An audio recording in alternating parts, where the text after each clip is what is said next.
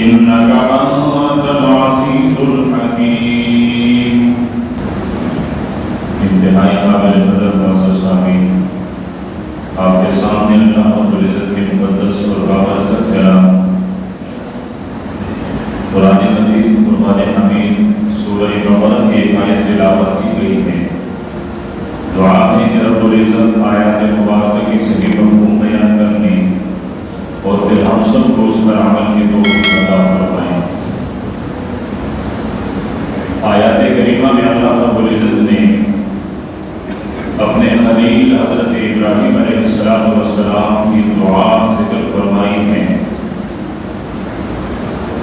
کہ خانہ کعبہ اور بیت اللہ کی تعمیر کے بعد حضرت ابراہیم علیہ السلام نے اللہ کے دربار میں فریاد کی ہے، دعا کی ہے، اللہ پاک سے مانگا ہے۔ اب کیا مانگا ہے کہ اے میرے رب، ان عربوں میں وہ نبی آخر زمان بھیجیے جو ان پر تیری آیتیں تلاوت کریں، جو ان کو حکمت کی تعلیم دیں اور جو ان کو نقائص اور برائیوں سے پاک اور صاف کر دیں۔ ربیع الاول کا مہینہ ہے۔ عموماً یہ مہینہ آپ صلی اللہ علیہ وسلم کی ولادت کے لیے مشہور ہے، جبکہ اسی مہینے میں آپ صلی اللہ علیہ وسلم کی وفات یقینی طور پر ہے۔ اسی مناسبت سے اگر پیارے پیغمبر کی زندگی مبارک کا کچھ حصہ ذکر کیا جائے اور پھر ہم اسے سمجھ کر اور اسے اپنانے کی کوشش کریں تو یقیناً یہ ہم سب کے نجات کا سبب اور ذریعہ بن سکتا ہے۔ اسلام کی مثال ایک گلدستے کی ہے، ایک باغیچے کی ہے، اور پھر اس باغیچے کو رب کائنات نے جس دھاگے سے باندھا ہے وہ دھاگا آپ صلی اللہ علیہ وسلم کی سیرت طیبہ ہے۔ اگر ہم اسلام کے اس گلدستے سے فائدہ اٹھانا چاہیں تو یہ فائدہ ہم تب اٹھا سکتے ہیں جب ہمیں اپنے پیارے پیغمبر کی سیرت کا پتہ ہو اور وہ ہماری زندگی اور عمل کا حصہ بن چکا ہو۔ آپ صلی اللہ علیہ وسلم کی سیرت اور زندگی آغاز اور ابتدا کے لیے بہت سارے مقام ہیں، بہت سارے نقطے ہیں، بہت سارے جگہ ہیں جہاں سے پیارے پیغمبر صلی اللہ علیہ وسلم کی سیرت مبارکہ کو شروع کیا جا سکتا ہے، لیکن میں اختصار کے ساتھ اسی پیغمبر حضرت ابراہیم علیہ السلام سے اپنے پیغمبر کی سیرت کا ابتدا کرنا چاہتا ہوں۔ اللہ رب العزت نے انسانیت کے ہدایت اور رہبری کے لیے جو عظیم المرتبہ انسان دنیا میں بھیجے ہیں، جن کی تعداد مشہور روایت کے مطابق 1,24,000 ہیں اور منگڑت روایت کے مطابق 1,40,000 ہیں، جبکہ ایک روایت انبیاء علیہ السلام کا وہ 2 لاکھ کا بھی ہے، لیکن جو مشہور روایت ہے وہ 1,24,000 ہے۔ ان 1,24,000 انبیاء کا اللہ پاک نے قرآن پاک میں اجمالی طور پر ذکر فرمایا ہے اور تفصیلی طور پر کچھ انبیاء کا ذکر ہوا ہے اور کچھ انبیاء کے صرف ناموں کے تذکرے پر اکتفا کر دیا گیا ہے۔ جن پیغمبروں کا تفصیل کے ساتھ قرآن پاک میں ذکر ہے ان میں سے ایک جد الانبیاء حضرت ابراہیم علیہ السلام کی ذات مبارکہ بھی ہے۔ حضرت ابراہیم علیہ السلام کی ولادت وہ بابل کے شہر میں ہوئی ہے، جو آج کل جس کو عراق کہا جاتا ہے، اور پھر اسی عراق کے اندر ایک شہر ہے اس کے اندر حضرت ابراہیم علیہ السلام کی ولادت ہوئی ہے۔ حضرت ابراہیم علیہ السلام کے جس گھر میں ولادت ہوئی ہے وہاں صرف بتوں کی پوجا اور عبادت نہیں بلکہ اسی گھر میں بت بنائے بھی جاتے تھے اور اسی گھر سے بت فروخت بھی کیے جاتے تھے۔ حضرت ابراہیم علیہ السلام جوانی تک پہنچے، پھر اللہ پاک نے آپ کو نبوت عطا فرمایا، تو سب سے پہلے آپ نے اپنے والد کو اللہ پاک کی وحدانیت کی دعوت دی ہے، اور پھر والد نے آپ کو گھر سے نکالا ہے، پھر آپ اپنی قوم کے سامنے گئے ہیں، ان کو اللہ پاک کی وحدانیت کی دعوت دی ہے، قوم نے جمع ہو کر آپ کو آگ میں ڈالا ہے، آپ کو اپنے وطن سے نکالا ہے۔ حضرت ابراہیم علیہ السلام کی زندگی اس پر مستقل ایک تاریخ پڑھی جا سکتی ہے۔ حضرت ابراہیم علیہ السلام کو بحیثیت پیغمبر اور نبی محنت کے لیے جو علاقہ دیا گیا ہے وہ شام کا علاقہ ہے، وہ شام کی ملک ہے، جہاں حضرت ابراہیم علیہ السلام نے رہنے والوں کو اللہ پاک کی توحید سے روشناس کروایا۔ ایک عرصے تک حضرت ابراہیم کے ہاں اولاد نہیں ہوئی، آپ کی خود عمر 100 سال کے قریب پہنچی، داڑھی مبارک کے بعد سفید ہونے لگی، اور انسانی تاریخ میں حضرت ابراہیم پہلے انسان ہیں جن کے داڑھی کے بعد سفید ہوئے ہیں، اس سے پہلے کسی کی داڑھی کے بعد سفید نہیں ہوتے تھے۔ اور جب یہ بات سفید ہوئے تو اللہ پاک کے دربار میں عرض کرنے لگے کہ میرے ربا یہ کیا ہیں؟ تو اللہ پاک سے جواب آیا کہ میرے خلیل یہ بزرگی ہے، یہ عظمت ہے، یہ عزت ہے۔ تو ایک تو داڑھی کی عزت اور پھر داڑھی کے سفید بال، یہ عزت۔ ایک روایت میں ہے آپ صلی اللہ علیہ وسلم نے ارشاد فرمایا کہ جب کوئی بوڑھا حشر کے میدان میں اللہ پاک کے سامنے کھڑا ہوتا ہے تو اللہ پاک اس سے فرماتے ہیں جا میں نے تجھے بخش دیا ہے اس لیے کہ مجھے تیری سفید بالوں سے حیا آتی ہے۔ اب اللہ پاک کو سفید بالوں سے حیا آتی ہے، لیکن 14ویں صدی کے نوجوان کو اپنے والد کے سفید بالوں سے حیا نہیں آتی۔ افسوس کا مقام ہے کہ جو والد آپ کی ولادت اور آپ کے وجود کا سبب بنا ہے، جس کی ساری زندگی آپ کو پالنے میں گزری ہے، اللہ پاک عرش پر مستوی صمد اور بے نیاز ذات فرماتے ہیں اس بوڑھے کے سفید بالوں سے مجھے حیا آتی ہے، اور ہم نوجوانوں کو سفید بالوں سے حیا نہ آئے۔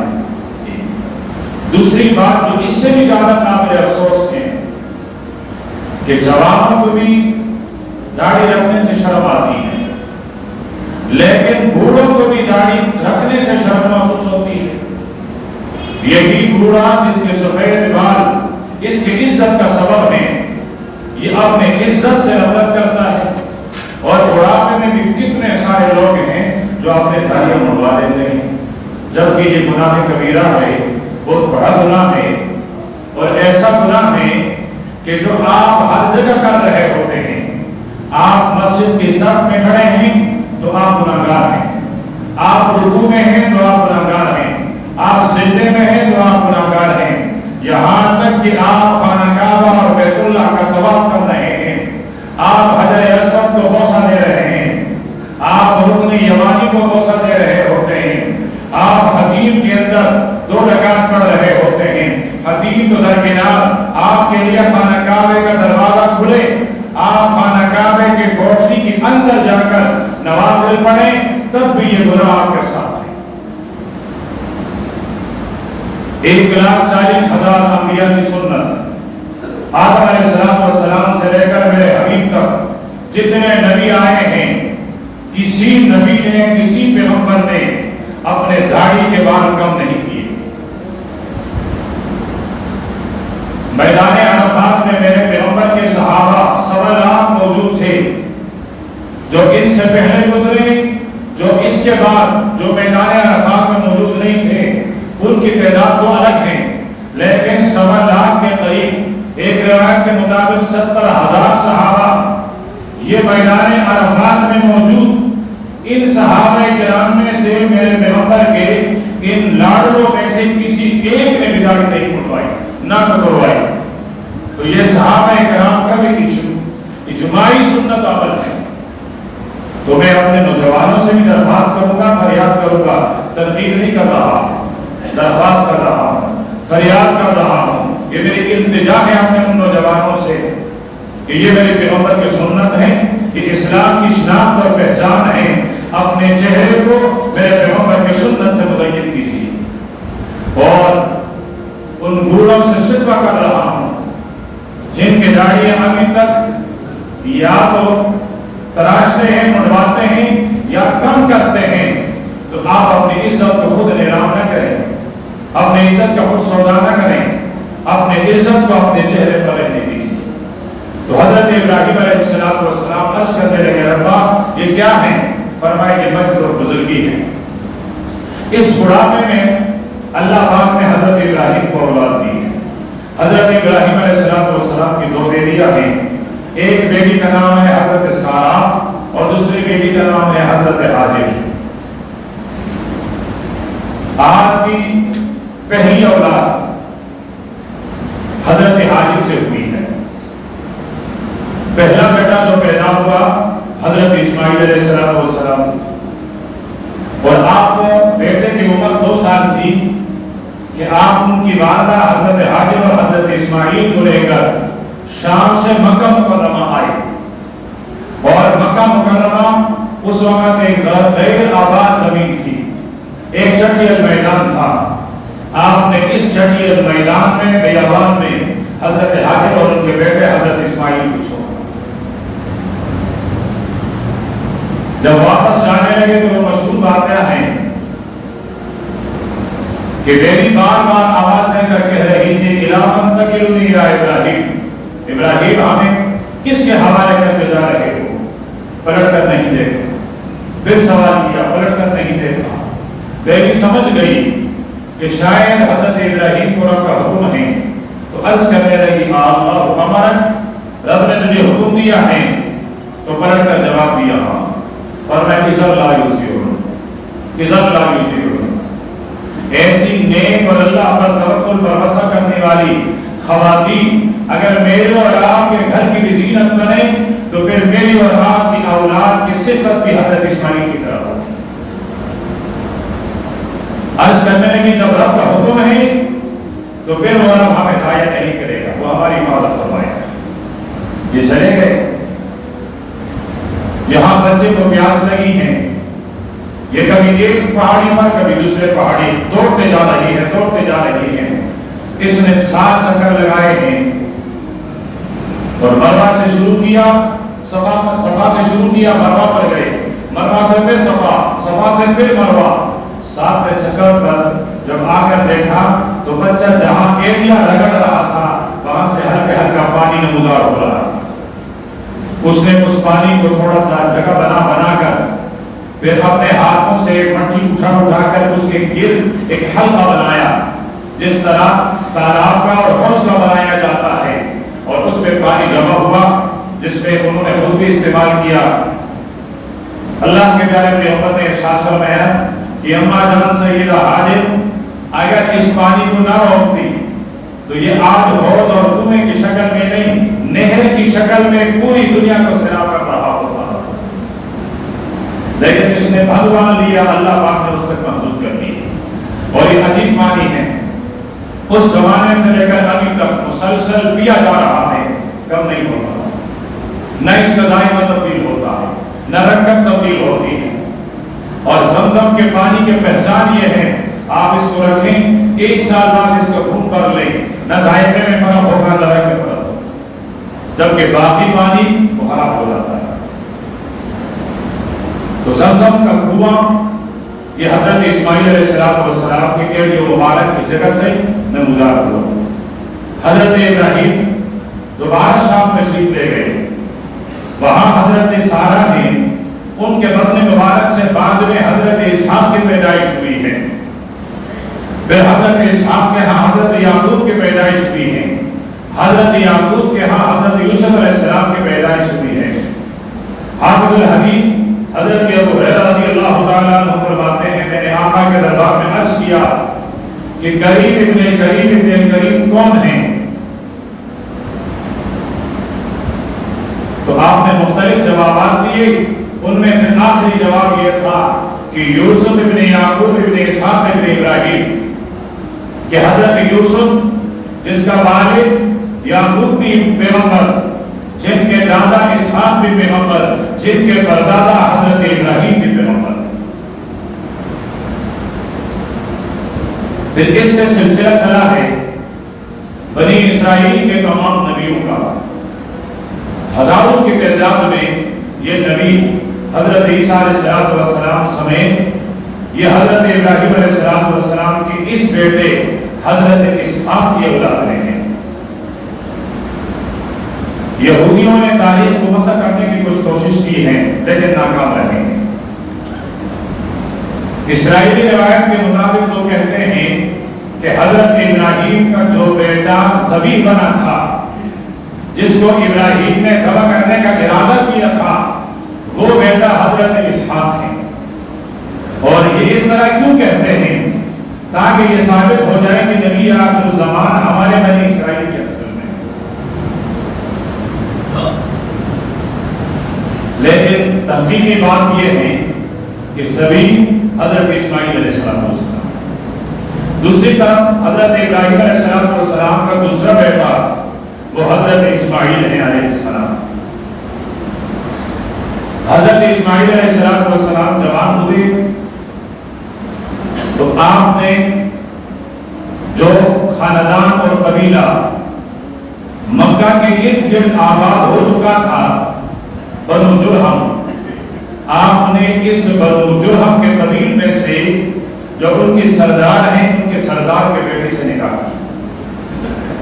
حضرت اسماعیل علیہ السلام نے پہلا نکاح کیا، حضرت ابراہیم آئے، حضرت اسماعیل گھر پہ نہیں تھے، اپنے بہو سے کچھ باتیں ہوئی تو حضرت ابراہیم نے اپنے فراست سے یا اللہ پاک کے حکم سے یہ محسوس کیا کہ میرے بیٹے اسماعیل کے لیے آگے نسل چلنے کے لیے یہ خاتون مناسب نہیں ہے، تو جاتے ہوئے پیغام دیا کہ جب تمہارا میاں گھر پر آئے تو اسے کہہ دینا کہ اپنے دروازے کی چوکھٹ تبدیل کر لیں۔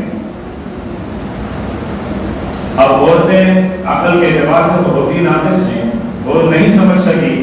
جب حضرت اسماعیل آئے تو انہوں نے کہا کس طرح کا ایک بوڑھا آیا تھا تو اس نے یہ پیغام نہیں۔ اس نے کہا اچھا، وہ بوڑھا میرا والد حضرت ابراہیم ہے اور پیغام یہ تھا کہ مجھے طلاق دے دو تو میں نے تجھے طلاق دے دی۔ اس کے بعد دوسرا نکاح کیا، ایک عرصے کے بعد پھر حضرت ابراہیم علیہ السلام تشریف لائے، یہ گھر میں نہیں تھے، بہو سے باتیں ہوئی، جاتے ہوئے وہی پیغام دیا کہ اپنے شوہر سے کہہ دینا کہ دروازے کا چوکٹ تبدیل کر لیں۔ واپس آئے، بتا دیا گیا اس بیٹی کو بھی طلاق دی۔ تیسری بیٹی سے جو نکاح ہوا ہے یہ اس قبیلہ بنو جرہم کی جو سردار ہے ان کے سردار کے بیٹی ہے، اور ان کے ہاں پھر جو نسل چلا ہے وہ نسل آپ صلی اللہ علیہ وسلم تک جا کر پہنچتا ہے۔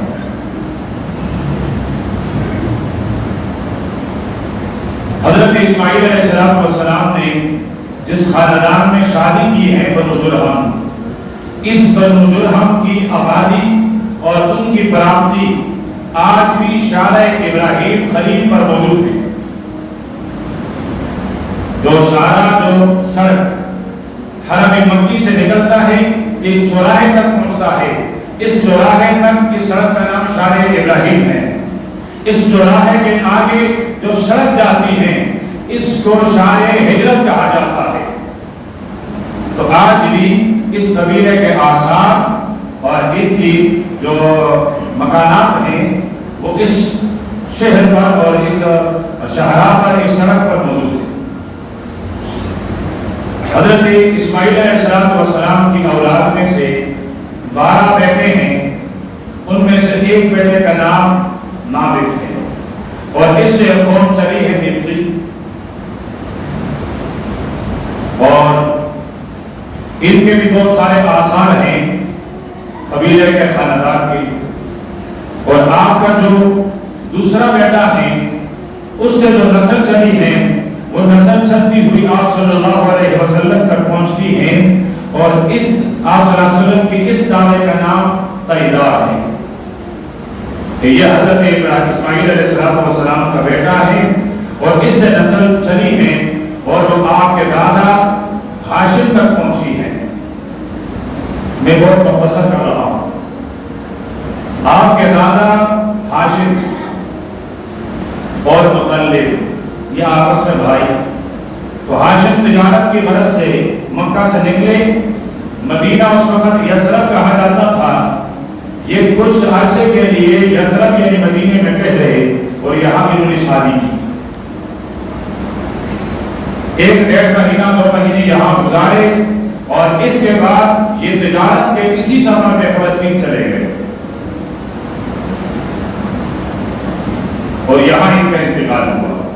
ان کے انتقال کے بعد مدینے میں یثرب میں اس نے جو شادی کی تھی وہاں بچہ پیدا ہوا، تو اس بچے کے سر میں سے کچھ بال پیدائشی طور پر سفید تھے۔ جب بچہ پیدا ہوا تو سر کے بالوں میں سے، کنپٹی کے بالوں میں سے چند بال، کچھ بال سفید تھے، تو والدہ نے اس کا نام شیبہ رکھ لیا، جبکہ شیب کہتے ہیں بڑھاپے کو۔ اب یہ ماں کا نام ایسا مشہور ہوا کہ لوگ اپنا نام بھول گئے اور اس کو شیبہ شیبہ کہتے رہے۔ ادھر ہاشم کے بھائی مطلب کو پتہ چلا تو وہ ایک عرصے کے بعد مدینہ آئے اپنے بھتیجے کو لینے کے لیے۔ وہ مدینہ کے باہر بچوں کے ساتھ کھیل رہے تھے، تو عرب کے اندر یہ خصوصیت رہی ہے کہ یہ چہرہ دیکھ کر نسلوں تک پتہ دیتی ہے، پہچان لیتے ہیں نسلوں کو۔ حضرت حسان رضی اللہ تعالیٰ عنہ ایک دفعہ مشرکین کے حجوہ کرنے کا انہوں نے ارادہ کیا، تو آپ صلی اللہ علیہ وسلم نے حضرت حسان سے فرمایا، حسان آپ عرب کی حجوہ کرو گے تو عرب میں سے میں بھی ہوں، آپ ایسا کریں کہ پہلے حضرت ابو بکر سے معلوم کر لیں، اس لیے کہ انساب اور نسب سب سے زیادہ ابو بکر جانتا ہے، وہ تمہیں جس طرح بتائیں اس طرح بتا دیں، اس طرح پھر آپ اشعار بنا دینا۔ حضرت حسان عرض کرنے لگے، اللہ کے حبیب میں ان میں سے آپ کو ایسے نکال دوں گا جس طرح کوئی خاتون گھومتے ہوئے آٹے سے بال نکالتا ہے، تو میں اس طرح آپ کو ان کے درمیان سے نکال دوں گا۔ لیکن پھر انہوں نے عظیم قصیدہ پڑھا ہے جس کے آخر میں الفاظ ہیں، فَإِنَّ أَبِي وَوَالِدَتِي وَعِزِّي لِعِزِّ مُحَمَّدٍ مِنْكُمْ بِغَالُ، کہ میرے ماں باپ، میری دنیا، میری عزت، فرمائے وہ محمد عربی پر قربان ہیں صلی اللہ علیہ وسلم۔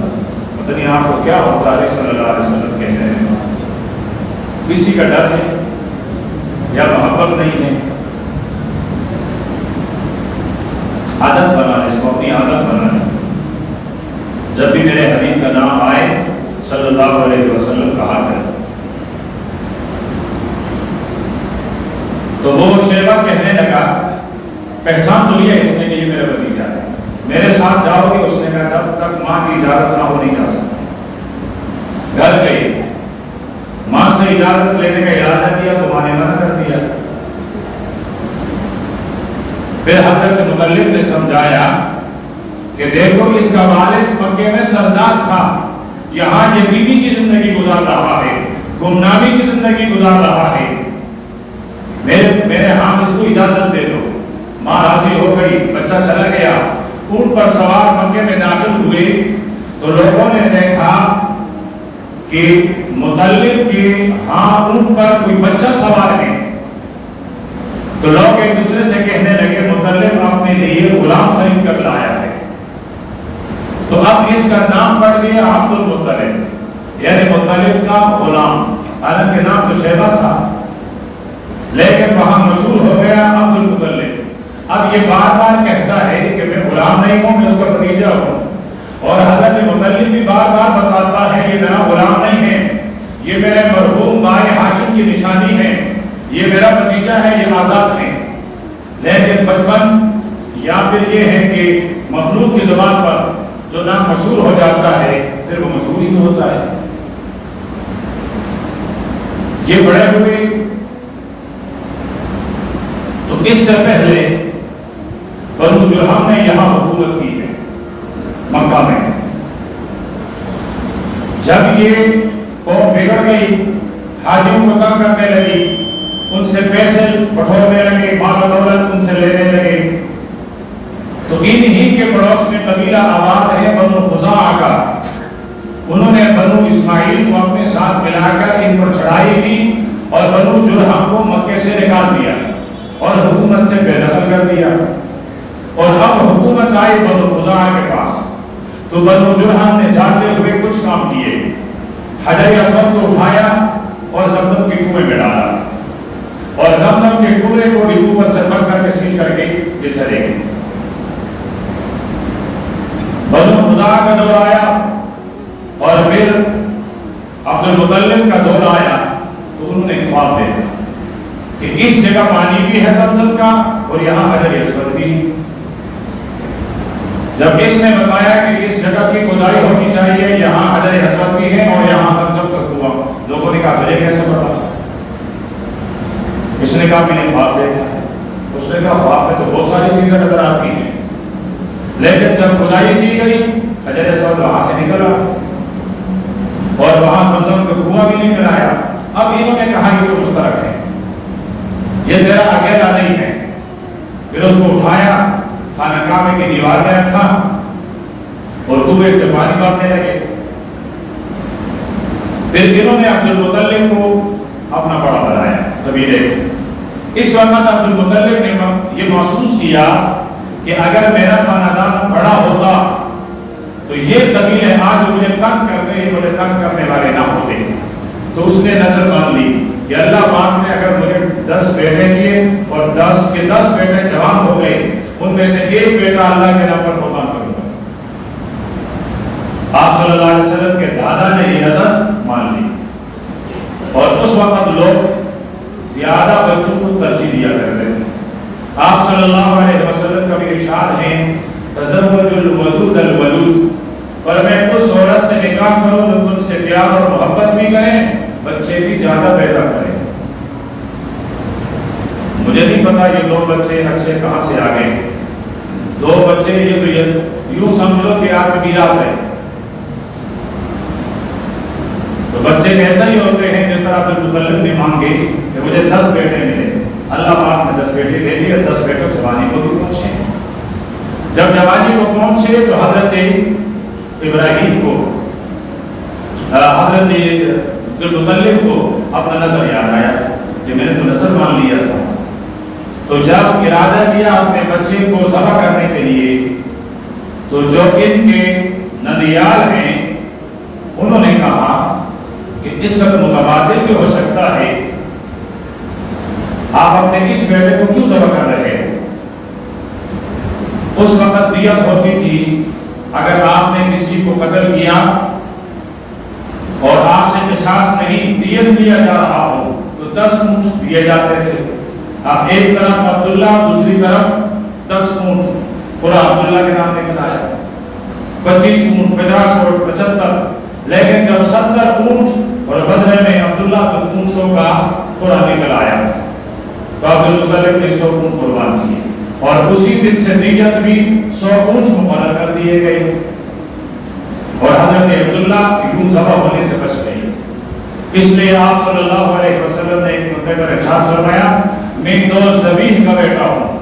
2 ذبیح یعنی وہ 2 ہستیاں جن پر والدین نے چوری چرانے کا ارادہ کر لیا تھا، یوں سمجھ لو ذبح ہو گئے تھے، میں ان کا بیٹا ہوں. ایک عبداللہ جس کا حقیقی بیٹا ہے اور ایک وہ دادا حضرت اسماعیل علیہ السلام. حضرت عبداللہ نے شادی کی، 25 سال کی عمر تھے، اور مدینہ منورہ سے واپسی پر راستے میں ہی آپ کا انتقال ہوا اور راستے میں ہی آپ کی تقسیم ہوئی. آپ کے وفات کے بعد ایک بیٹے کی پیدائش ہوئی ہے، اور یہ پیدائش یہ اصحاب الفیل کے واقعے سے 50 دن بعد ہوئی ہے. کسی نے 55 دن بھی رکھا ہے، 50 वाली रिवायत ज़्यादा बड़ी है तारीख के एतबार से। अब्राहा का वाक़या कि इसने यमन में, ये यमन का गवर्नर था, इसने यमन में एक खूबसूरत घर बनाया और लोगों से कहा इसका तवाफ करो। फिर उसके कबील में, उसके पड़ोस में अरब का कोई आदमी वहां रहता था, उससे आग लगी और ये उसका घर जल गया। और इस पर मजीद कि अरब के नौजवान ने जाकर उन्होंने जो घर बनाया था उसके अंदर कज़ाए हाजत पूरी कर ली। तो वो देश में आया कि अब मैं खानकाह को ढा दूंगा और खत्म कर दूंगा। 60,000 का लश्कर लेकर आया, लेकिन एक जगह पर आकर उस वहां से आगे उनकी हाथी जा नहीं रही। यहाँ अब्दुल मुतल्लिब मिले और किसी ने जाकर उसको कहा अब्राहा 60,000 का लश्कर लेकर आ रहा है खानकाह में बढ़ाने के लिए। उसने कहा खानकाह में एक रब है, वो खुद अपने घर को बचा लेगा। इतने में गुलाम लौटता हुआ आया और उसने कहा बाबा हमारे ऊँटों पर आने वाले लश्कर ने कब्जा किया। तो अब्दुल मुतल्लिब चला गया।